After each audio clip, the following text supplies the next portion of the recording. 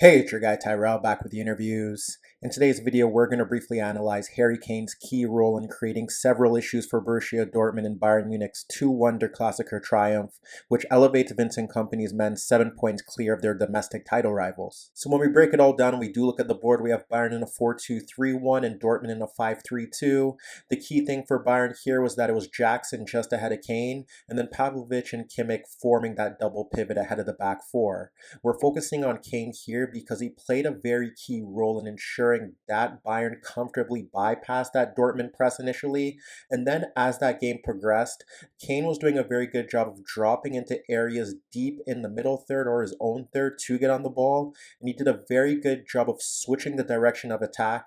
building transitional attacks, and getting his wide attacking players into 1v1s where they failed to execute and frankly prevented Bayern from destroying this Dortmund side here. Here what was also important was how Bayern looked to build out of the back. Normally you end up seeing their fullbacks inverting into narrow positions to get the ball out towards the wide players, but here they had a reason to play a bit wider due to the fact that Kimmich and Pavlovic often drop off into the half spaces. It was often Kimmich dropping off into a right center back role, and when you look at Dortmund's press, they had the front two closing down the center backs, and then their left shuttler closing down Kimmich. Because you have Diaz and Olise hugging the touchline and stretching the pitch, they were occupying the two wing backs, and here now you often had free routes to play the ball out and towards the fullbacks. The outlet was free for Sacha Boey on the right hand side because Dortmund had their left shuttler stepping out towards Kimmich and Olise was occupying the wing back. Therefore, in those situations, the right back often had the ability to play the ball out towards Olise to get him into 1v1s, because the only way Dortmund could combat that was by getting their left center back to step higher up the pitch to close him down. That didn't happen on a consistent basis, and Bayern could often play the ball out towards the right-hand side to bypass the Dortmund press. The key outlet that they often utilized was over on the left-hand side, where they often played the ball in towards Leimer, because in those situations it would force Pascal Gross to shift across to close him down. Because Dortmund were attempting to remain compact, it was often Sabitzer near Pavlovic, and then you would see Leimer receiving the ball freely, whether it be inverted or near the touchline zone,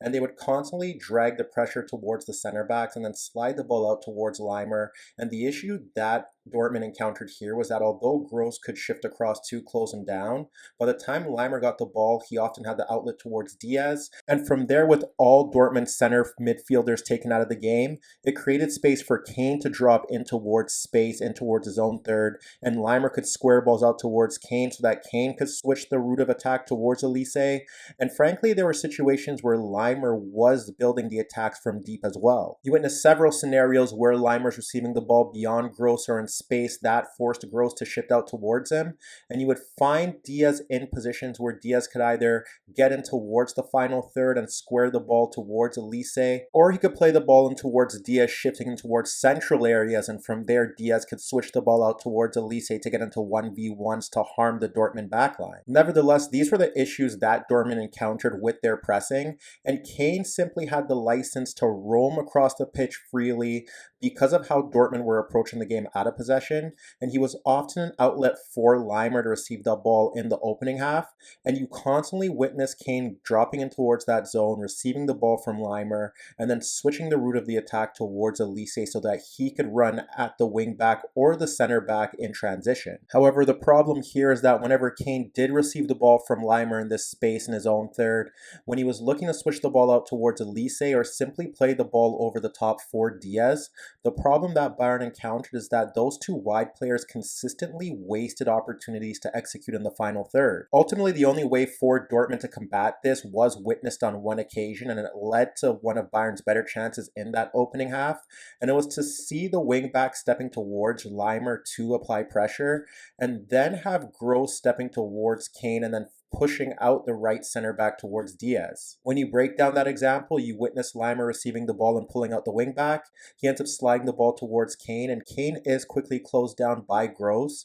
and he's forced towards his own penalty area where he does get himself into a jam where he's closed down by the striker and Gross, but does a very good job of evading that pressure due to his press resistance, and then breaking free from both of the challenges, and then sliding the ball towards Leimer, who's breaking into space off the wing back. attack. From there, Leimer is able to carry the ball in towards the Dortmund third and slide the ball out towards Olise. Olise awaits the underlapping run from Sacha Boey, and from here he ends up firing an effort on goal that forces the keeper to push it into the path of Diaz. And while Diaz does a very good job of getting on towards the rebound, he ends up firing a tame effort that the keeper is able to push away. So ultimately the issue that Dortmund encountered here was that with their focus on pressing with their 5-3-2 or keeping their narrow compact shape, what ended up happening is that Kane had the freedom to consistently drop in towards his own half, get on the ball, and either switch the route of attack or receive the ball in these positions and bypass that front five easily, and then get his attacking teammates into advanced positions. But like I said, when he switched the ball out and towards those zones,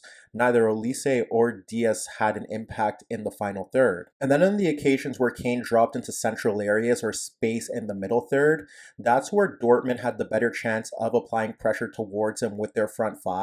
But in those scenarios, Kane was comfortably a reliable outlet to receive possession, drag markers towards him, and then drop the ball off towards his teammates, or simply slide the ball out in towards the wide areas for Leimer or Sacha Boey to receive the ball and help Bayern progress up the pitch. And ultimately, while Dortmund did improve in the second half, the issue was they couldn't do anything with Kane when he dropped off into the middle third or his own third. Now when they looked to apply pressure towards Kane when he was looking to receive the ball in these areas, he was simply doing a very good job of holding off their pressure, retaining possession, and then winning fouls in key areas, and they couldn't deal with this threat. Dropping off in towards his own half or the middle third, receiving possession, dragging markers towards him, and simply winning important fouls to help Bayern alleviate the Dortmund pressure as they look to push more men higher up the pitch. And then in the same breath, he still had the same impact when he dropped off in towards those zones and looked to create for teammates that were breaking in beyond him. There are several examples that we will break down in a second where it's Kane simply dropping off in towards his own third, getting on the ball, and then playing an advanced run. And then from there, they would break into the final third and get into attacking positions. But like I said, whenever Kane was doing a very good job of receiving the ball in these zones and switching out the ball towards his teammates or playing in advanced runners, they simply wasted the opportunity when they got into the final third. If we look to an example, it's Kane receiving the ball in his own third, and you could see both Diaz and Olise ahead of him. From here, Kane locates the run of Diaz, dragging out a center back just beyond the halfway line, and he fizzes the ball into the path of Diaz. You could see that there's a Dortmund defender looking to help recover to make it a 1v2, but what ends up happening here is that Diaz does a good job of retaining possession, and he has Olise making an overlapping run towards his left. As Diaz runs at the two defenders, the simple pass is in towards Olise breaking into left half space, and when he does play Olise in towards that zone, Olise doesn't do a very good job of carrying the ball beyond the recovering defender, and that defender ends up making a last-ditch tackle to halt the attack. Shortly after that, it's Bayern winning possession again in their own third, and they end up playing the ball around the pressure for Kane, who's dragging out a center back. Kane does a very good job of receiving the ball, and what he does here is that he drags away the center back and squares the ball in towards Pavlovic, who can now break forward towards the halfway line. When Pavlovic receives the ball, he has both wide players breaking towards the touchline against two defenders, so he ends up sliding the ball out towards Olise, and now Olise drags away a marker. You have Kimmich charging in towards the Dortmund half, and you still have Diaz over out on the left channel. Olise does a very good job of switching the route of attack towards Diaz, who should receive the ball freely to break in towards the penalty area, and while he does receive the ball near left half space, he has a very poor first touch, and that allows the center back to get across to make a challenge and halt the attack for a corner. And then the build-up to Bayern's second goal followed a similar template, with Upamecano winning possession and playing the ball in towards Kane, who dropped in towards his own half. And from there, Kane plays a lovely diagonal ball out towards Luis Diaz to play him in a 1v1 in the left channel, and Diaz does a very good job of carrying the ball towards left half space. He drags another defender with him and he makes it a 1v2, but he has two runners breaking in towards the penalty area. You have Pavlovic breaking towards the back post and Olise making a late run in towards the penalty area. And what we witness here is that Diaz drags the ball towards the byline. He witnesses both runs breaking in towards the box, And rather than playing the simple pass back for Olise to have a tap in, he ends up attempting to square the ball across the goalkeeper and a defender for Pavlovic. You end up seeing Bellingham doing a very good job of breaking up that cross,